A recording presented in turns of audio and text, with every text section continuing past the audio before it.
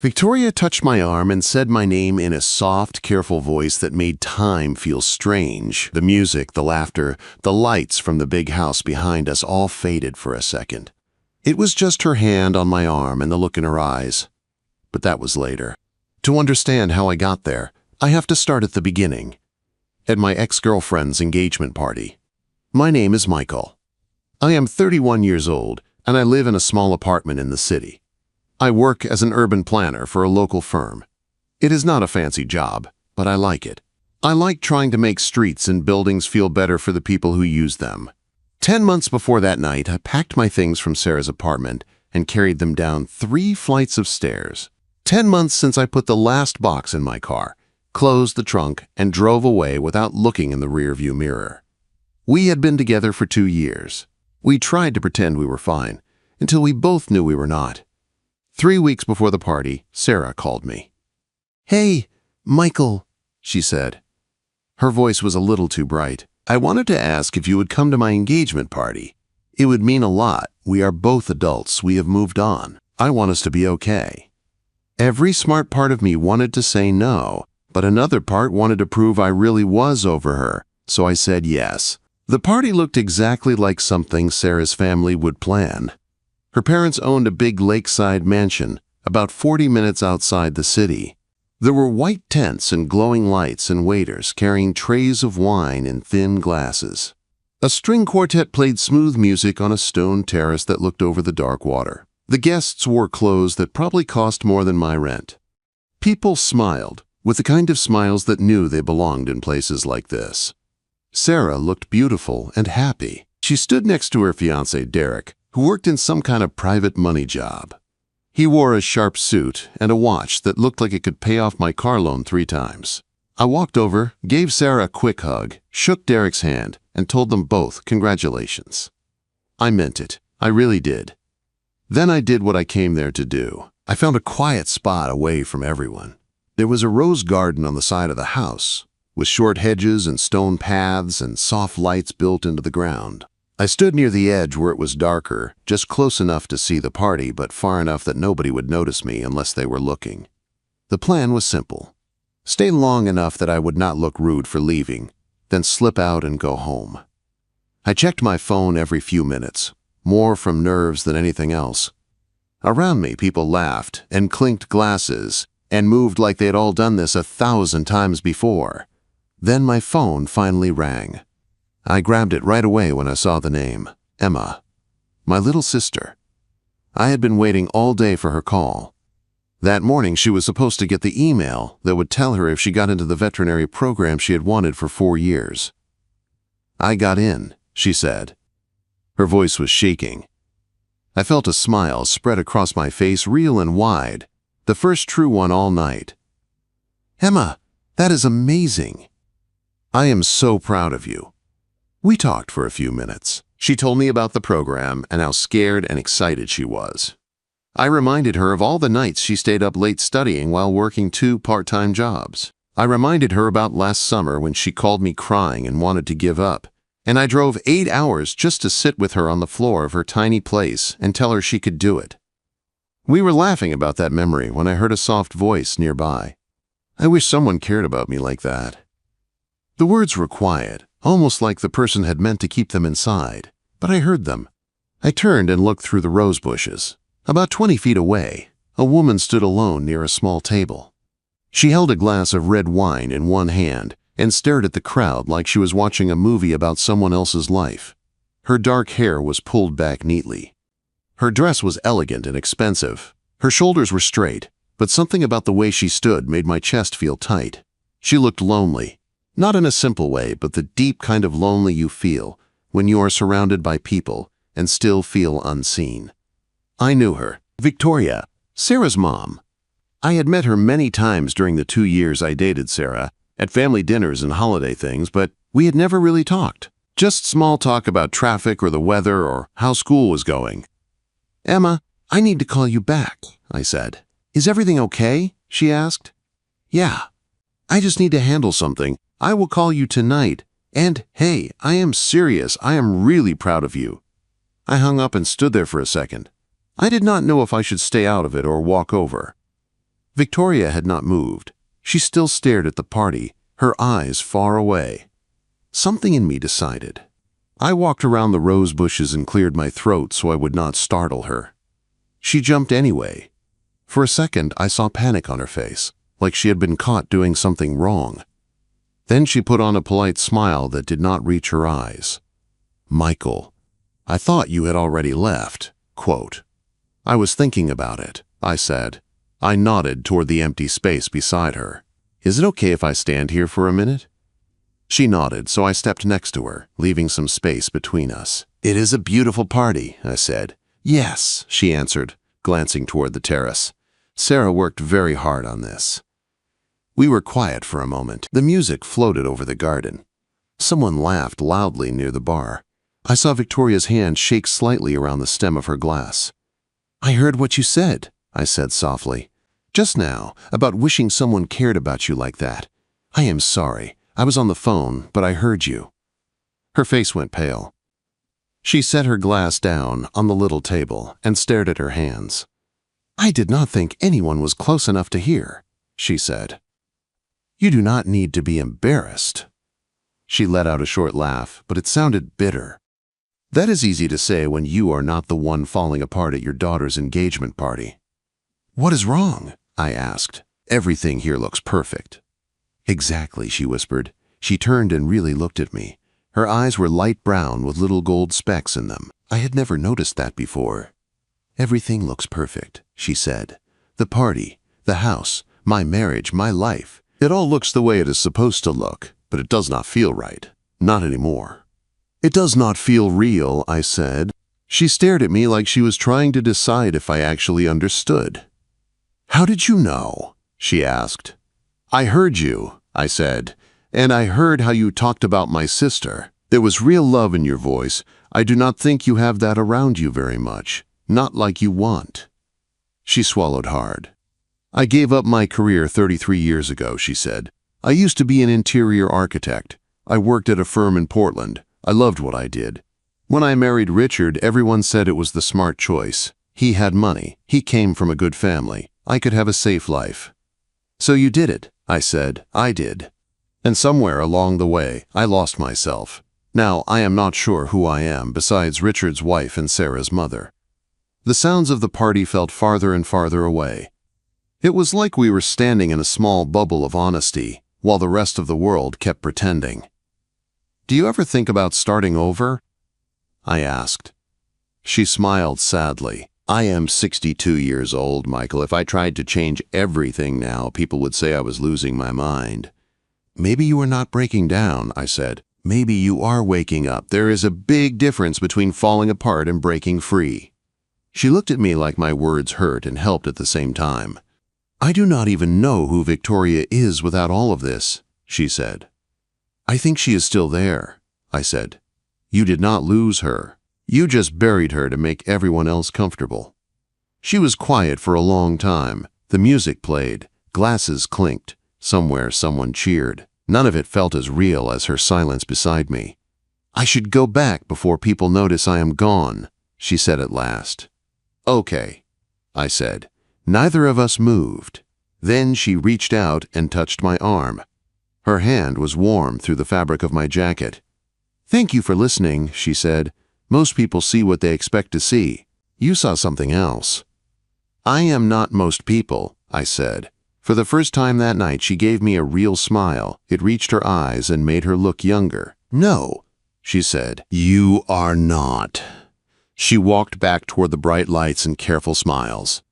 I watched her go, then stayed another hour so it would not look like I had vanished right after talking to her. When I finally drove home, I could not stop thinking about her words. About how a person could have everything and still feel like they had nothing. 2 days later, on Sunday afternoon, my phone buzzed with a text from a number I did not know. "This is Victoria. I hope it is okay that I got your number from Sarah's phone. Would you like to meet for coffee this week? Somewhere quiet where we can talk." I stared at the message. She was my ex's mom. She was married. She was nearly 30 years older than me. Every reason in the world said this was a bad idea. My fingers moved anyway. Yes, I would like that. We met on Tuesday morning at a small bistro on the other side of town. It was the kind of place where nobody from Sarah's world would show up by accident. When Victoria walked in, I almost did not recognize her. She wore jeans and a simple gray sweater. Her hair was looser, softer. She looked lighter somehow, like she had taken off an invisible mask. "I already ordered you a coffee," I said as she sat down. "Sarah mentioned once that you like extra cream and sugar." She looked surprised. "You remembered that?"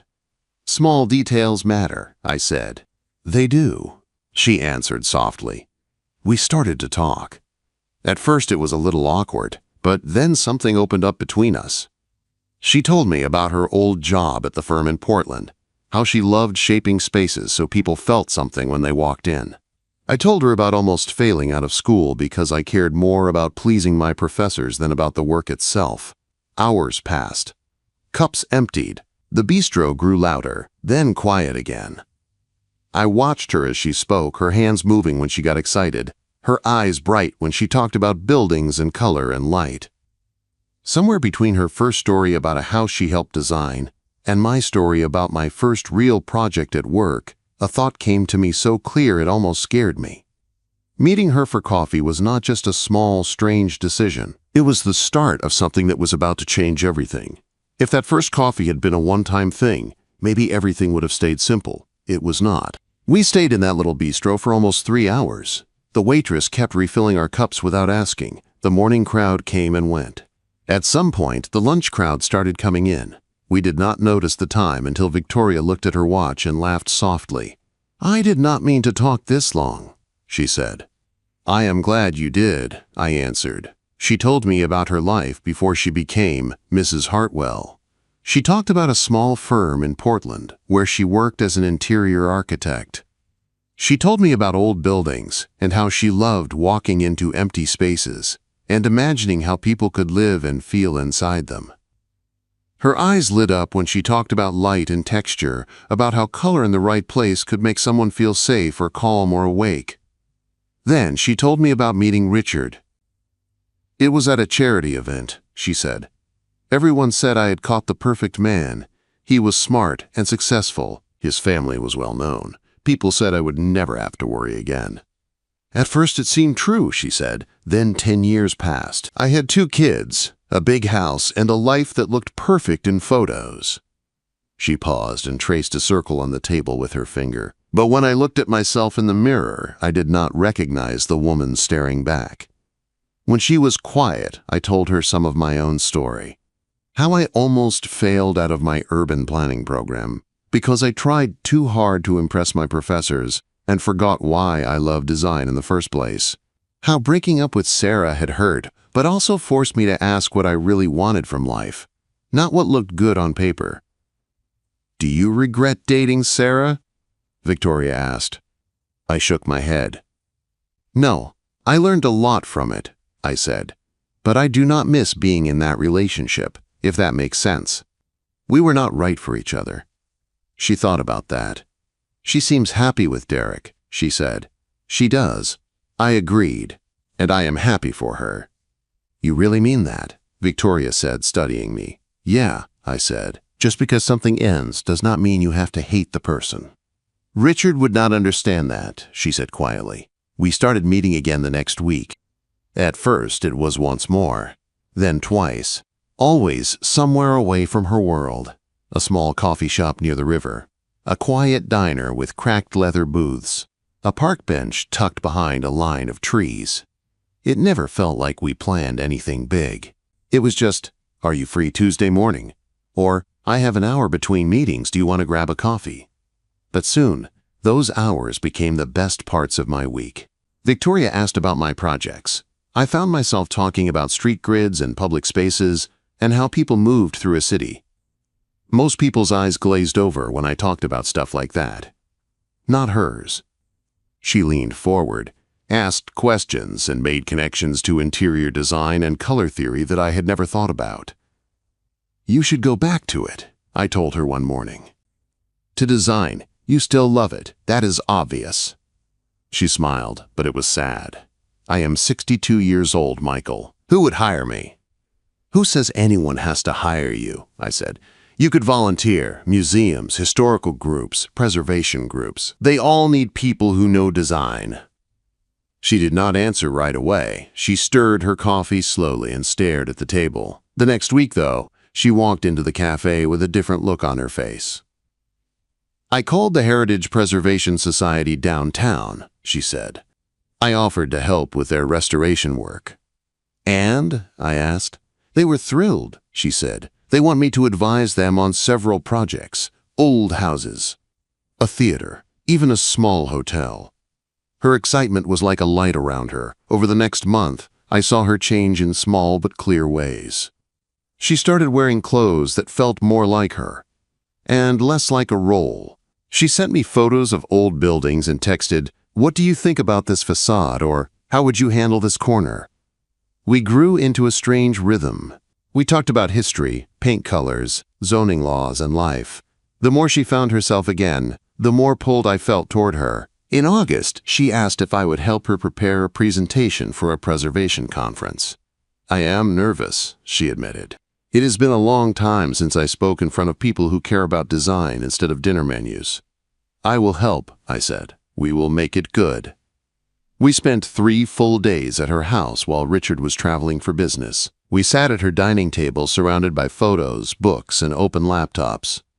We argued in a friendly way about which projects to include. We talked about how to explain adaptive reuse in a way normal people could understand. She had this habit of biting her lower lip when she was thinking hard. The more time we spent together, the more I noticed it. One afternoon, she looked up and caught me watching her. "Stop staring at me," she said, but there was a small smile on her face. "I am not staring," I said. "I am observing. I am a designer. It is research." She laughed, really laughed, and the sound went straight to my chest. "Is that what you are calling it?" Quote. Later that same day, we took a break on the couch in her living room. She sat at one end, I sat at the other, our legs almost touching. "Why are you doing this?" she asked suddenly. "Doing what?" I asked. "Spending so much time with me," she said. "You are 31. You must have friends your own age. People to go out with. People who do not come with this many complications." I thought about it and told her the truth. "I do have other people," I said, "but none of them are you." Her eyes softened, but her jaw tightened. "This is dangerous," she said quietly. "You know that, right?" "I know," I said. 2 weeks later, the conference took place in a beautiful old building downtown. The halls were full of architects, students, historians, and donors. Victoria wore a simple black dress and a thin silver necklace. She looked nervous at first, but when she started talking about preservation, all the nerves burned away. She glowed.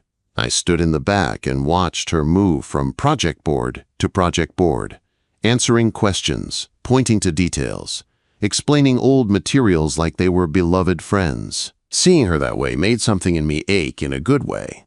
Around 7, I saw Richard walk in. Tall, gray hair, perfect suit. He walked through the room like he was checking boxes. He shook a few hands, glanced at the boards, then checked his phone. When Victoria went over to him, I watched her smile dim just a little. He kissed her cheek without really looking at her and left, after barely half an hour. Later, I found her sitting on a bench near the restrooms. Her eyes were red. "Hey," I said, sitting beside her. "What is wrong?" "The conference was amazing. People loved your work." "Richard did not even ask me which project was my favorite," she said. Her voice shook. "He came because it looks good for his business connections, not because he cares about me or what matters to me." She started to cry harder. I did not have any smart words, so I did the only thing that felt right. I put my arm around her shoulders. She leaned into me like she had been holding herself up for too long. "I have known for years that our marriage is basically a business deal," she said. Seeing it so clearly tonight hurt more than I thought it would. "I do not think he has ever really loved me. I was just someone who looked good next to him." We stayed like that while staff started to take down signs and stack chairs, her head on my shoulder, my arm around her. It felt wrong that she was so alone in that moment. It felt wrong that I was the only one holding her. It also felt completely right. "Victoria," I said quietly. She lifted her head and looked at me with wet eyes. My heart beat so hard I could hear it. "I am falling in love with you," I said. She sucked in a breath. "You cannot say that," she whispered. "I already did," I said, "and it is true." Her hand came up and touched my face, fingers soft against my cheek. "This is impossible," she said. "You know that. I am married. You dated my daughter. I am so much older than you. People would never understand this." "Maybe they would not," I said, "but that does not change what I feel." She stared at me for a long time. I could see her fighting with herself. Then, slowly, she leaned forward and pressed her lips to mine. The kiss was soft at first, careful and slow. It felt like something that had been waiting a long time. When we pulled apart, there were tears on her face again. "I am falling in love with you too," she whispered. "And I have no idea what to do about it." "We do not have to solve everything tonight," I said. "We just have to be honest about what we feel." She nodded and kissed me again. This time it was deeper, more certain. In that quiet corner of the old building, in the middle of her broken marriage and my messy past, something real started. The weeks that followed felt like living two different lives. When I was with Victoria, everything made sense. We met at small restaurants outside the city, walked through parks in neighborhoods where no one knew us. We talked about buildings and books and music, and all the years she felt invisible in her own home. We joked, we argued, we held hands in quiet corners where nobody was watching. When I was not with her, guilt sat heavy on my chest. I thought about Sarah. I thought about Richard. I thought about the way people would look at us if they knew. We started using a messaging app that made our conversations disappear after we read them. It felt sneaky. It also felt like the only way to protect what we had while we tried to figure things out. Then, one Thursday morning in early September, I was at a coffee shop near my apartment, working on a project when Sarah walked in. My stomach dropped. "Mind if I sit?" she asked, already pulling out the chair across from me. "Sure," I said, forcing my voice to stay calm. We talked about safe things for a few minutes. Work, the weather, her wedding planning. Then she leaned forward. "Can I ask you something weird?" she said. "Okay," I said, even though I wanted to say no. "Have you talked to my mom lately?" I felt my heart start to pound, but I kept my face neutral. "Not really," I said. "Why?"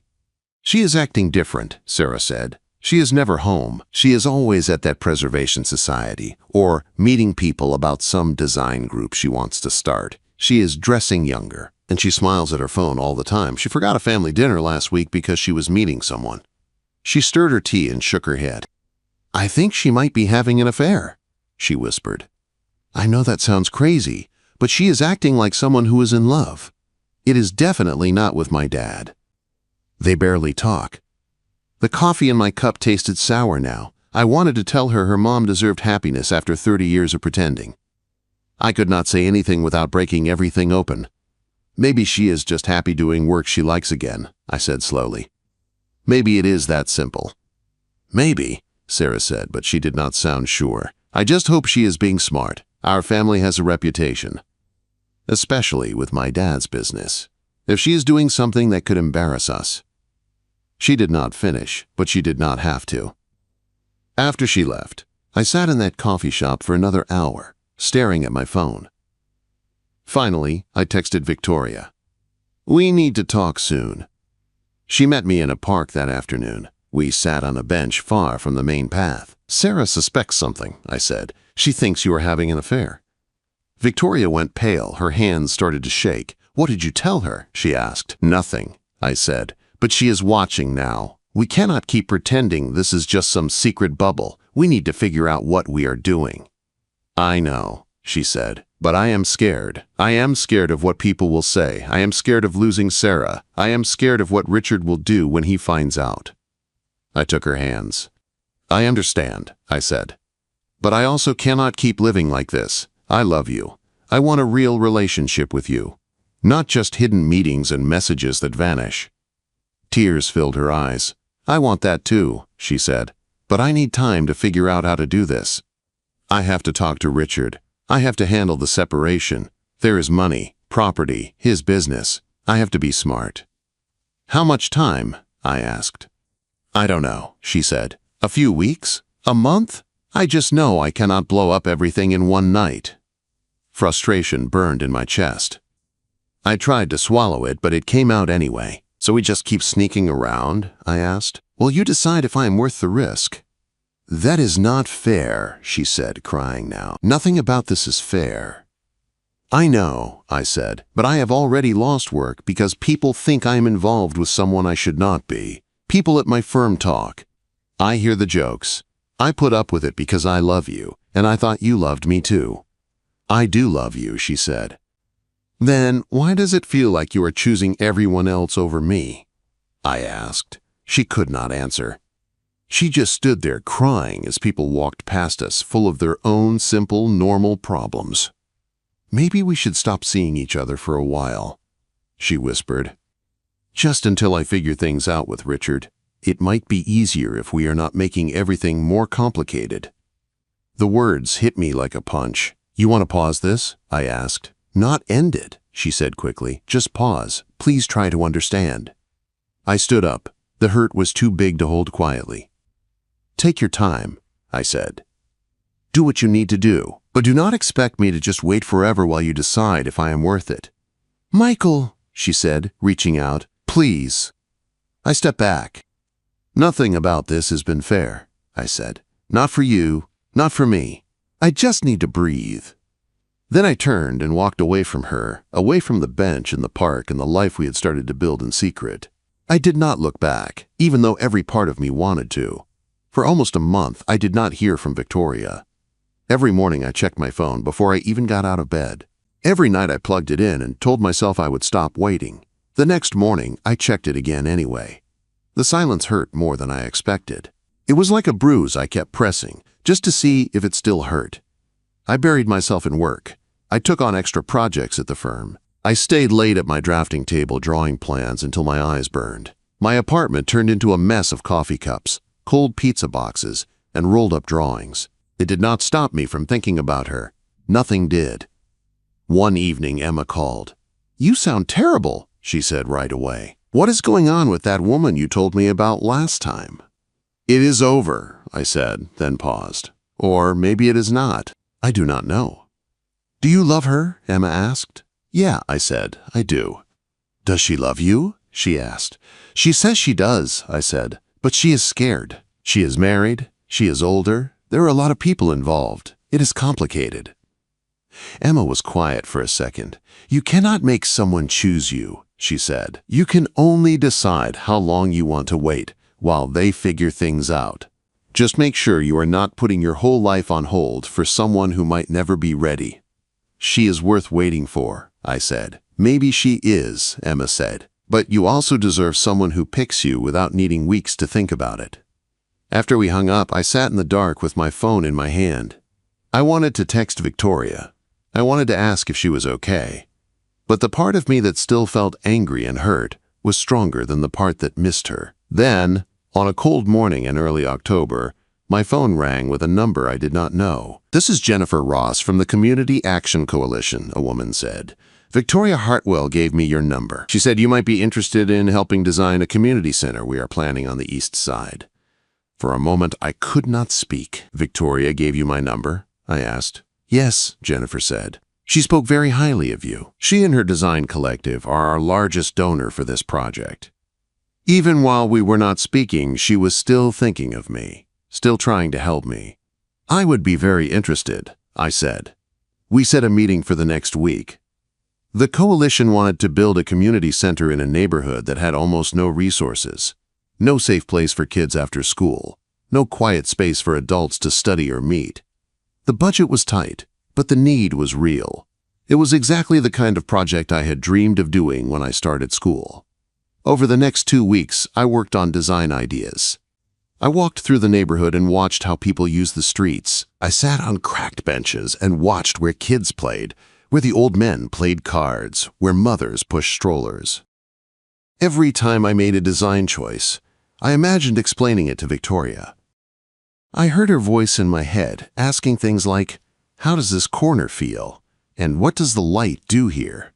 It made the work better and more painful at the same time. The first big presentation was in a conference room at the Coalition Building. Jennifer and 3 other members sat around a long table. I set up drawings and diagrams on foam boards. I started walking them through the plan. Halfway through, the door opened.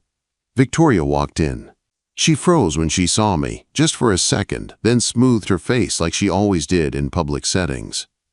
"Perfect timing," Jennifer said. "Victoria, you already know Michael. You recommended him. We were just going over his first concepts."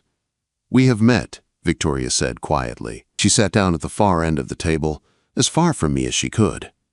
My heart was pounding, but I kept talking. My voice felt stiff and too formal, like I was giving a presentation in school again. When I finished, Jennifer turned to Victoria. "What do you think?" she asked. "You have seen a lot of his work." Victoria looked at the boards for a long moment. "The designs are good," she said. "Safe, functional, but they are not what he is really capable of. I have seen his other work. I know what he can do when he is not holding back. He can create spaces that change how people feel about community, not just put rooms next to each other and call it a center." Her words stung because she was right. I had been holding back, half afraid to put my full heart into a project that had her name attached to it. After the meeting, people shuffled papers and said polite things. Jennifer was happy I was open to revisions.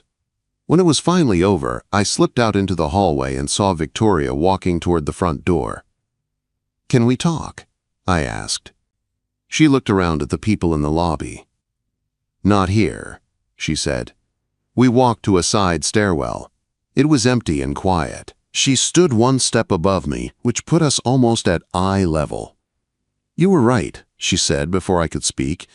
"About what?" I asked. "About me being scared," she said. "About needing to choose instead of hiding. About all of it." She took a shaky breath.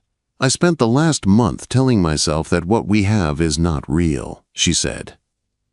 "That I am just going through a crisis and you got caught in the middle." I tried to convince myself it was a phase. I could not. Every time something happens, you are the person I want to tell. I make decisions for the design collective and think, what would Michael say about this? I swallowed hard. "Then why did you disappear?" I asked. "Because I was trying to do the right thing," she said. "I talked to a lawyer. I looked at our finances. I looked at the life I built with Richard and what it would mean to take it apart." She stepped down one step, closer to me. "I asked Richard for a separation last week," she said. My mind went blank for a second. "You what?" I asked. "I told him I have not been happy for years," she said. "That we have been living like roommates. I said I do not want to pretend anymore." "What did he say?" I asked. "He was not surprised," she said. "He has been seeing someone in London for almost 3 years. A woman he met through business. He looked almost relieved when I brought it up first, like I had given him permission to stop pretending too. I did not know whether to laugh or feel sick. So all this time, I said, you were scared of breaking a marriage that was already broken. It still hurts, she said, but yes, in some ways. She stepped down another step so we were standing on the same one now. The stairwell felt very small. I am not free yet, she said. This will take months. Lawyers, papers, talking to Sarah, dividing all the parts of a life I built over 33 years. But I wanted you to know I am not just talking anymore. I am choosing something different. I am choosing myself. And I am choosing us. My chest felt tight, but in a good way. Victoria, I said, I do not need you to fix everything overnight. I just needed to know that you are not going back to pretending. Before she could answer, her phone rang. She glanced down, her face drained of color. It is Sarah, she whispered. She answered. Yes, I am still at the Coalition Building, she said. She listened for a second, her eyes flicking up to mine. Fear flashed across her face. Okay, I will be right there.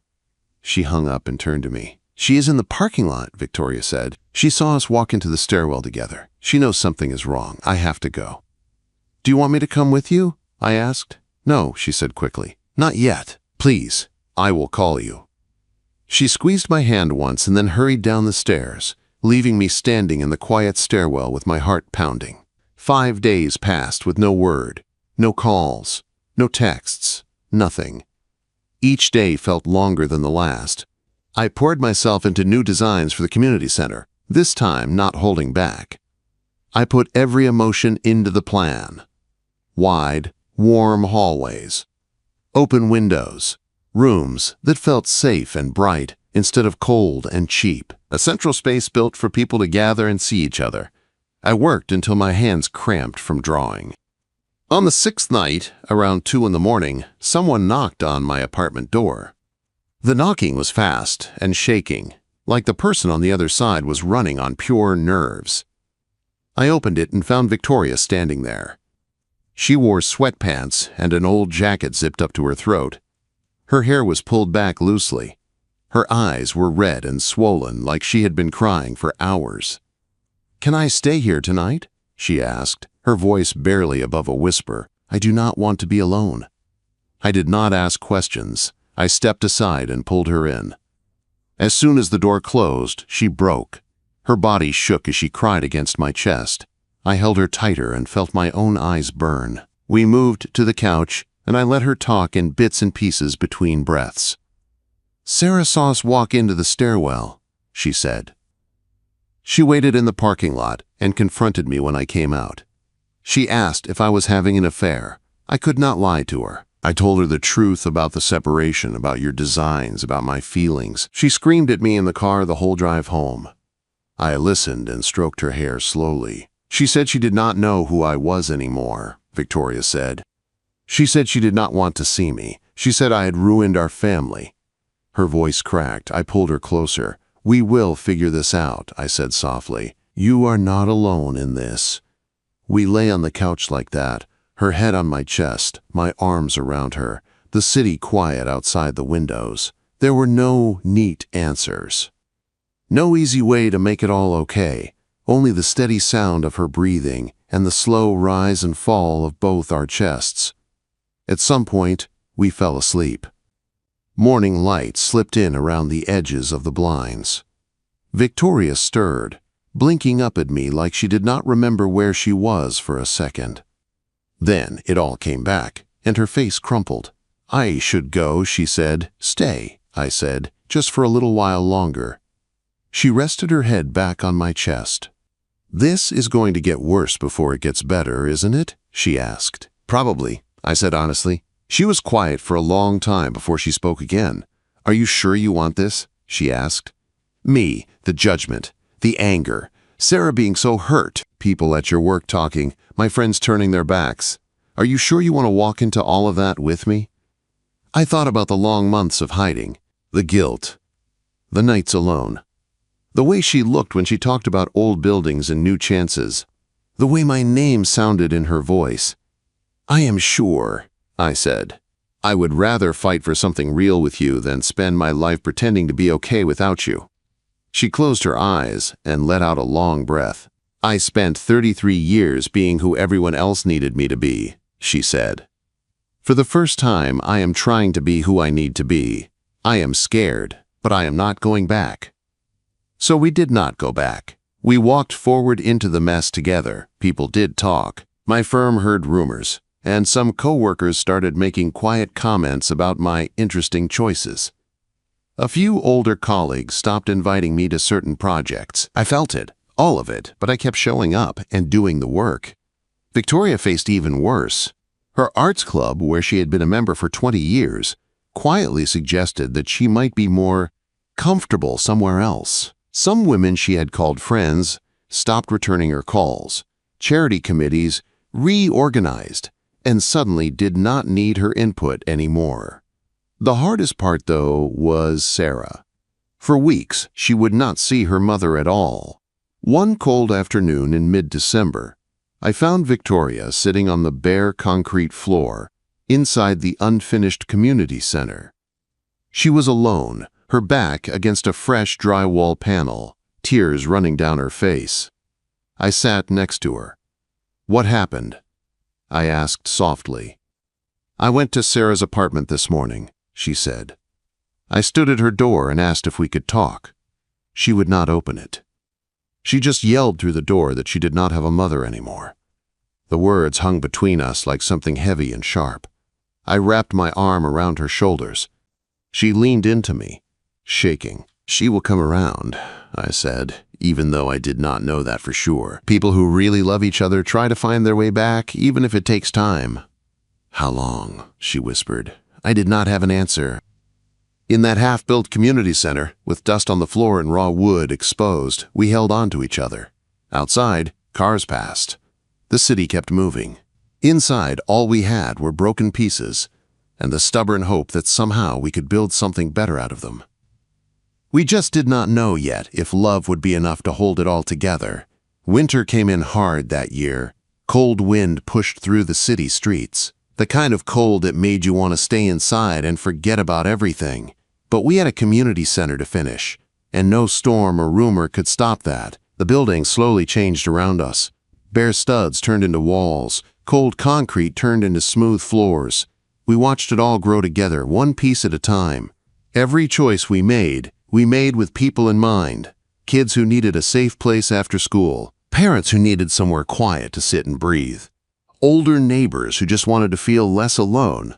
Working with Victoria every day felt different now. We were not hiding from ourselves anymore. Everyone who mattered already knew or had heard the story. There were no more secret apps or hidden messages. We still kept our private life quiet, but we were not pretending we were just project partners when we looked at each other. Some days were good. We would stand in the main room and imagine it full of people, full of life. Victoria would point out where she wanted warm colors and soft lights, and I would talk about traffic flow and noise levels and access ramps. Some days were brutal. There were emails from people at my firm asking if I was sure this community work was good for my reputation. There were calls from committees telling Victoria they had decided to move in a different direction. And there was the long, sharp silence from Sarah. One afternoon in January, I walked into the community center and found kids from the neighborhood pressed up against the glass doors, watching us work. They stared at the bright paint on one wall and the big windows we had added. "Is this for us?" one boy asked through the door when I opened it to bring in supplies. "Yeah," I said. "This is for you." He nodded, like that answer meant more than I could see, and ran back to tell his friends. Later that day, I found Victoria alone in one of the finished rooms, standing near the window. "Do you ever regret it?" she asked, without turning around. "Regret what?" I asked. "Choosing this," she said. "Choosing me. Choosing all this mess." I stepped behind her and wrapped my arms around her waist, resting my chin on her shoulder. "No," I said. "Some days it hurts. Some days it is hard. But I do not regret you. Not for a second." She leaned back against me and looked out at the gray sky. "I lost a lot," she said. "Friends, status, comfort. Sarah. Sometimes I lie awake and wonder if I traded too much for one last chance at being myself." Quote, "You did not trade for one last chance," I said. "You traded for the rest of your life." She was quiet for a long time, then nodded. March came, and with it, opening day. The community center looked nothing like the empty shell we had first walked into. The lobby was bright and welcoming.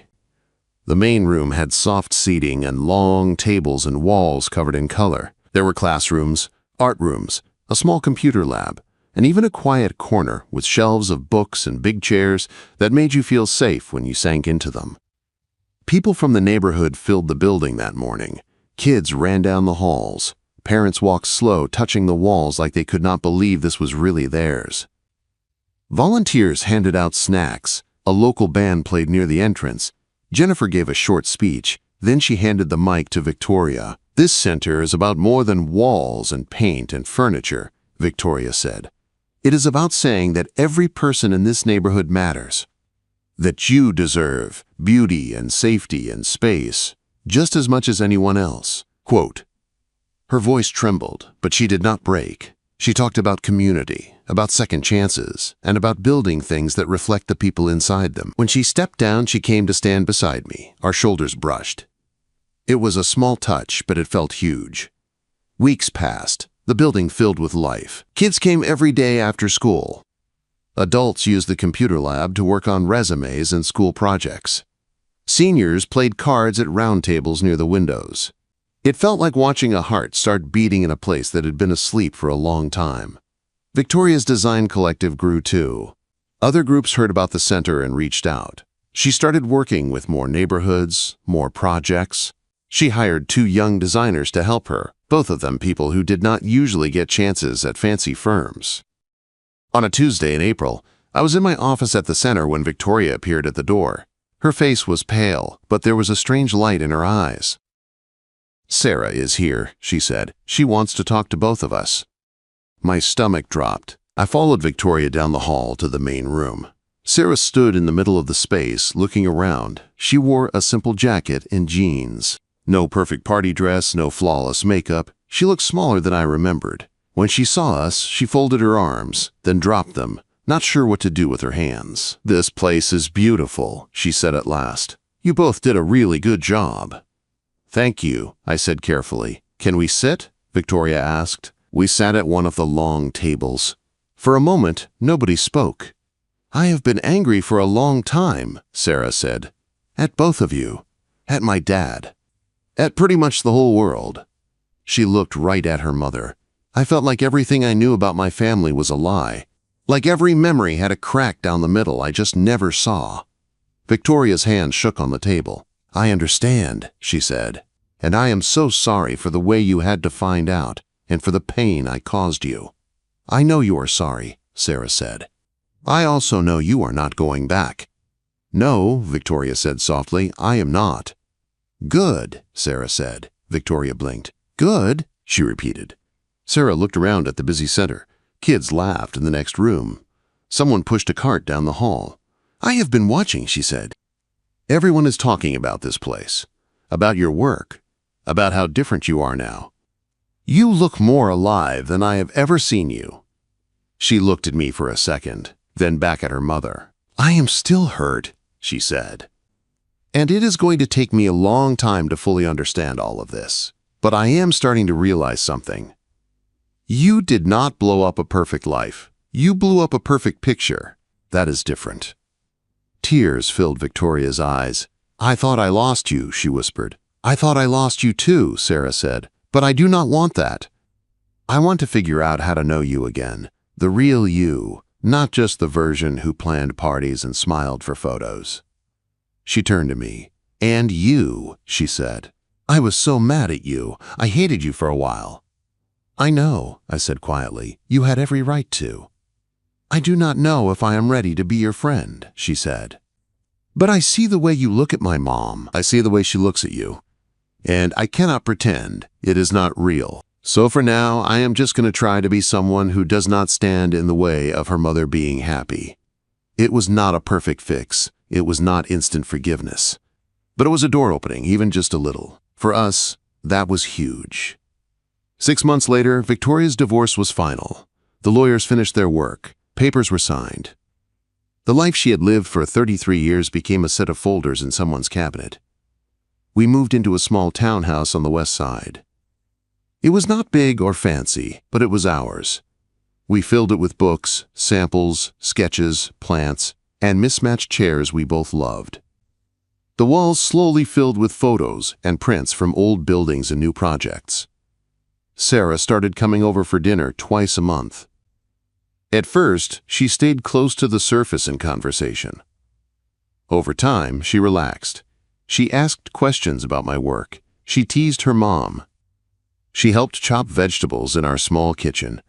Emma came to visit and met Victoria in person. The two of them stayed up late at our dining table, talking like they had known each other for years. On the 1-year anniversary of the night in the Rose Garden, I asked Victoria to meet me at the community center after hours. The building was quiet. The main room was empty, but the walls were covered with art made by the kids. Bright colors, big shapes, messy drawings that told more truth than half the speeches I had heard in my life. Victoria walked in wearing jeans and a soft sweater, her hair loose around her shoulders. "What is all this?" she asked. I had set up a small string of lights in the main room. On one wall, I had pinned up photos from the last year. The engagement party, our first coffee, the half-built center, opening day. A shot of her standing in front of a group, speaking with her hands in motion. A photo of us with paint on our clothes, laughing at something out of frame. "It has been a year since that night in the garden," I said. "The night you said you did not know who you were anymore." She looked around the room, taking everything in. Her eyes were already wet. "You asked me once what choosing different would look like," I said. "I think this is it." I took a deep breath, then dropped down on one knee. Her hand flew to her mouth. "Victoria," I said, my voice shaking, "I love you. I love the woman you were, the woman you are now, and the woman you are still figuring out how to be. We built something real together out of the broken pieces of our lives. Will you marry me?" Tears streamed down her face as she nodded. "Yes," she said, "1,000 times yes." I slid the ring onto her finger. It was simple and classic, like her. She pulled me up and kissed me. In that empty community center that we had filled with hope and color, we promised each other a future. We got married 4 months later. The ceremony was small and warm, held in the main room of the center. The kids' art stayed on the walls. We did not cover it with flowers or fabric. It felt right to keep their work there, like they were witnesses too. Emma stood beside me as my best woman. Sarah sat in the front row, hands clasped, tears on her cheeks. When Victoria walked toward me wearing a soft cream dress and a calm, brave smile, Sarah stood up without thinking. She met her halfway and hugged her mother tight before letting her go. When we said our vows, there were no big promises about perfection. We promised honesty. We promised to keep choosing each other even when it was hard. We promised to keep building spaces, for ourselves and for others, where people could finally feel seen. Standing there, holding Victoria's hands, I realized something. We had given up a lot. Reputation, safety, a neat story people could approve of without thinking. In return, we got something very simple and very rare. A real life. One built on truth instead of performance. On love instead of image. On the belief that it is never too late to wake up and change the shape of your days. Sometimes when the house is quiet and Victoria has fallen asleep with a book open on her chest, I think back to that first night in the rose garden. A lonely woman at a perfect party. A tired man hiding near the flowers. One soft sentence spoken under her breath. "I wish someone cared about me like that." If I close my eyes, I can still feel her hand on my arm, the way she said my name for the first time in a different way. She wanted someone to care about her as just Victoria. I think, in the end, that is exactly what we both found.